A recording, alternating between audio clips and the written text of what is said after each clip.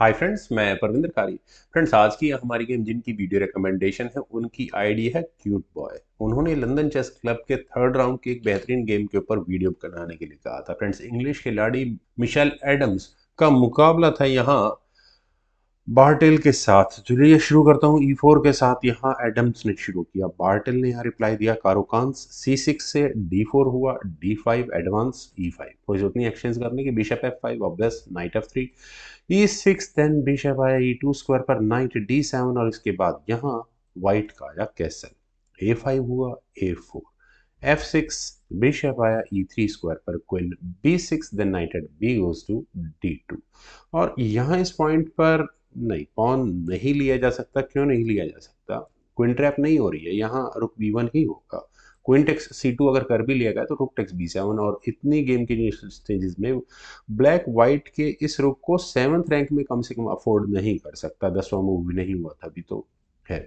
यहाँ पहले खेला गया F takes E5, knight takes E5, knight takes E5, D takes E5, then bishop आया C5 स्क्वायर पर, बिशप एक्सचेंज आस्किंग कर लिए, bishop takes E5, queen takes C5, then knight आया B3 स्क्वायर पर, क्वीन पर अटैक बना, वो गई वापस E7 स्क्वायर पर, बिशप से आई चेक, पॉन आगे पुश हुआ, बिशप आ गया वापस E2 स्क्वायर पर, H5, देन क्वीन आई D2 स्क्वायर पर।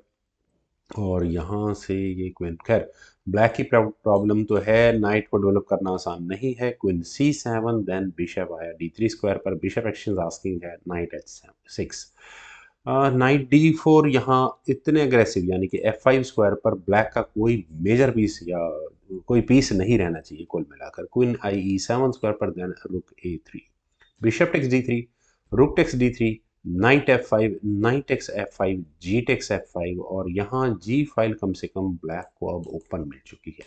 तो क्या ब्लैक को यहाँ कैसल करने के बारे में सोचना चाहिए था टुवर्ड्स लॉन्ग साइड? नहीं किया। C4 हुआ, इसलिए नहीं किया होगा। King F7, then C takes D5। Friends, यहाँ इस पॉइंट पर मेरी नज़र में मैं अगर होता तो C टेक्स D5 को ज़्यादा बेहतर तरीके से खेल पाता। क्यों? क्योंकि ये एफ पॉन आगे पुश हो ही नहीं पाएगा और यही एफ पॉन आगे जाकर इस गेम में ब्लैक के रेजिग्नेशन का रीजन बनने वाला है। यहाँ खेला गया ई टेक्स D5। ऐसा होने के बाद रुक आया E1 स्क्वायर पर, पॉन पर चलिए डिफेंस हो गया है। और अब यहाँ इस पॉइंट पर क्या ब्लैक को अपने एच पॉन को आगे पुश करने के बारे में सोचना पड़ेगा। लेकिन यहाँ पहले किंग E6 के ऑप्शन को चुना गया। रुक आया G3 स्क्वायर पर, इरादा यहाँ रुक की एंट्री चेक के साथ, और अगर मौका बना तो क्वीन को ट्रैप करने की कोशिश रहेगी। तो ब्लैक के पास ऑप्शंस हैं। मेरे ख्याल से रुक को सामने लगा देना चाहिए था। यहाँ से अगर ये गेम आगे बढ़ेगी तो रुक एक्सचेंज ही करने होंगे। रुक टेक्स, देन क्वीन से अगर चेक आ भी गई, क्वीन भाग जाएगी, देन क्वीन टेक्स H5। हाँ, ये हो सकता है। लेकिन ब्लैक भी यहाँ कुछ इस तरह के मूव्स खेल सकता है। खैर, उसको सब मैनेज हो सकता है वहाँ से वाइट के लिए। क्वीन आई F7 स्क्वायर पर, रुक को चेक देने के लिए नहीं आने देना है। B4 हुआ, रुक सॉरी H4, रुक पर अटैक बना है तो रुक आया B3 स्क्वायर पर, देन हुआ F4। ये दोनों पॉन सही एडवांस पोजीशन में आ चुके हैं। तो एडम्स ने यहाँ बी टेक्स A5 किया। फ्रेंड्स, मिशेल एडम्स के बारे में क्यूट बॉय जी ने मुझे बहुत कुछ बताया। पहले तो ये 50 प्लस के प्लेयर हैं और मेरे ख्याल से वर्ल्ड चैंपियन है 50 प्लस में। Yes, world senior champion 50 plus. और इनको गैरी कास्परोव ने द स्पाइडर का टाइटल दिया है। और इस गेम को देखकर पता लगता है कि गैरी कास्परोव ने इन्होंने द स्पाइडर क्यों कहा होगा। Look at a goes to G8। यहाँ ब्लैक अपने अटैक की तैयारी में है। जो प्रॉब्लम वाला तो है, एच पोन आगे पुश होगा तो दिक्कत आएगी। क्वीन B4 यहाँ पहले चुना गया। और क्वीन के B4 स्क्वायर पर आने का क्या मतलब निकलता है, कहाँ से चेक आनी है? प्रेशर तो बन चुका है। यहाँ पॉन पर भी खतरा ज़रूर है, बिल्कुल है।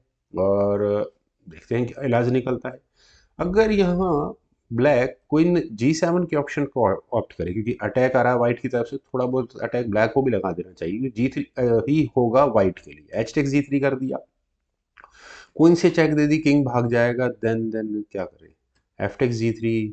यार जो भी हो, मेरे ख्याल से एक अच्छी ऑप्शन थी। लेकिन रुक H7 कोई इलाज नहीं था।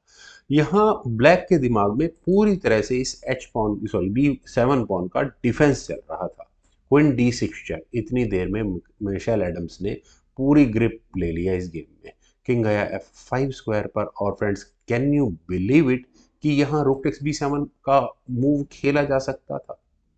मैंने अक्सर कहा है कि टैक्टिक्स लगाते हुए उस पीस को ढूंढें जो अनडिफेंडेड हो या उसको जो अनडिफेंडेड करवाया जा सकता हो, और वही काम यहाँ एडम्स ने किया है।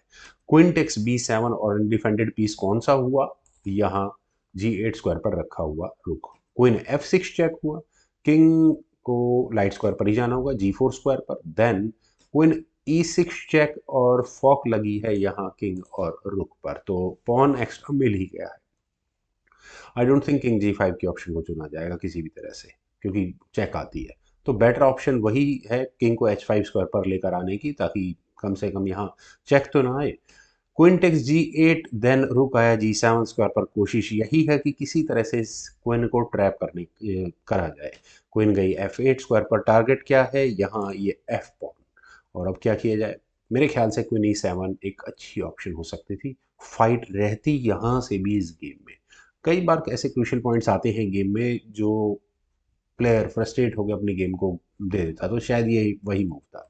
यहाँ डी पॉन के ऑप्शन को चुना गया। मुझे नहीं लगता कि अगले 3 मूव में ऐसा कुछ खास होने वाला है जो इस गेम में यहाँ ब्लैक को इस पॉन को क्वीन पर माउंट करवा देगा, क्योंकि E6 के ऑप्शन को पहले व्हाइट ने चुना। हाँ, अगले 2 मूव में ई पॉन प्रेशर बनाने के लिए जरूर आ चुका है, और इसका सोल्यूशन C5 चुना गया, यूजलेस है।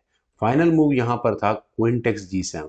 मिशेल एडम्स का फ्रेंड्स, उसे आप ही वीडियो को पॉज करके जज करें कि वो मूव क्या हो सकता है। और अगर आप क्वीन टेक्स G7 तक पहुंच चुके हैं तो आप टैक्टिक्स के काफ़ी महारथी हो चुके हैं।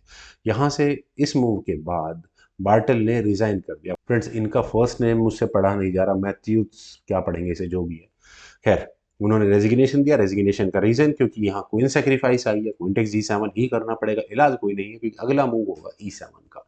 अब इस पॉन को क्वीन बनने से रोका जा सकता है? नहीं रोका जा सकता, तो रेजिग्नेशन करना ही पड़ेगा। खैर फ्रेंड्स, काफ़ी अच्छी गेम लगी मुझे, क्यूट बॉय जी के द्वारा बताई हुई, और मुझे उम्मीद है आप सभी लोगों को भी ये गेम ज़रूर पसंद आई होगी। तो आप लोग इस वीडियो को लाइक करें, शेयर करें, और मेरे इस यूट्यूब चैनल चस्कर को प्लीज़ सब्सक्राइब ज़रूर करें। आपके कमेंट्स का मुझे बेहद इंतजार रहेगा। Thank you for watching and bye for now.